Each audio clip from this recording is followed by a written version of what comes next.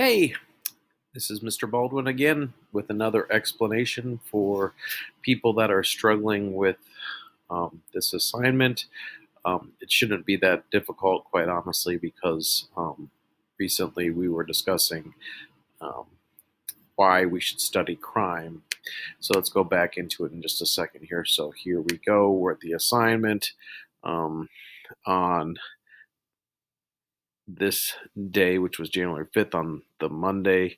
Um, we actually had an assignment where we talked about why we should study serial killers and what do they do for our society and why do we find them interesting, is what I should have said. So this is the different answers that you came up here with it, and most people find it fairly interesting. And so these are some of the questions that we answered in class here. So going back to the assignment again, so we're going to research um, serial killers or crime is what I mean. So I called it the crime presentation. So on your first slide, if I can use one of these as an example here. So I'm going to open it up here. So the first student we have here has decided to discuss a research presentation on crime. Here it comes. So let's take a look-see on what they have here. So using this little,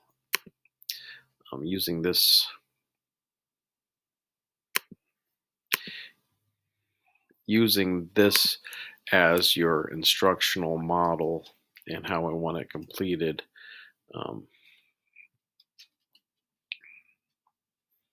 Well, I'm having all sorts of issues here. This is just freaking great. So let's take, oh, of course it did after I ticked out of it. So this is what we're going to do. So the first slide I want you to talk about. The first slide is I want you to talk about the person or crime.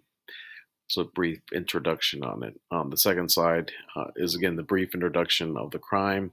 The third slide, what I want you to discuss is how the crime violates boundaries, severes shows as punishment for others to be warned of. People can commit crime based on penalties of examples. So how does the show through the clarification of crimes? The next slide talks about unifying groups, drawing distinctions, conformity, and the outsiders. So the people that are doing the crime to the people that are being criminalized or not criminalized. The next slide, I want you to talk about diffusions of tensions. How do people strike out in society as political demonstrations? So if a crime is committed, there was this group called Take Back the Night where women were protesting the amount of abuse that women had to take care of at this time period. Give me one second. My little puppy is asking for some attention. So here he is.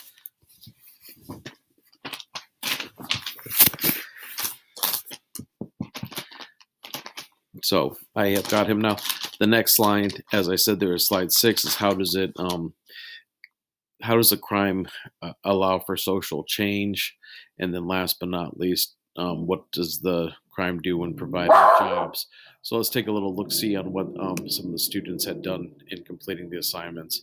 So Liv turned out the crimes of Ed Jens. So this is the brief introduction of crimes here.